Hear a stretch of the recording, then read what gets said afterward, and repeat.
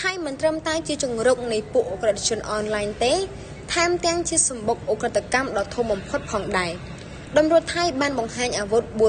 4422 ដើមគ្រាប់ 26490 និងគ្រឿងផ្ទុះ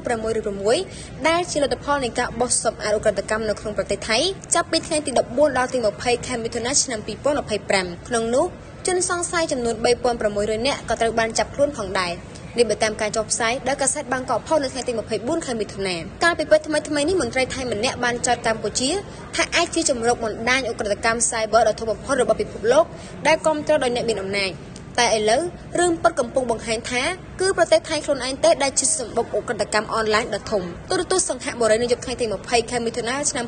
2025បានផ្សាយវីដេអូឯកសារមួយដែលបង្ហាញថាប្រទេសថៃជាមជ្ឈមណ្ឌលចែកចាយធំបំផុតនៃជនដែលត្រូវបង្ខំ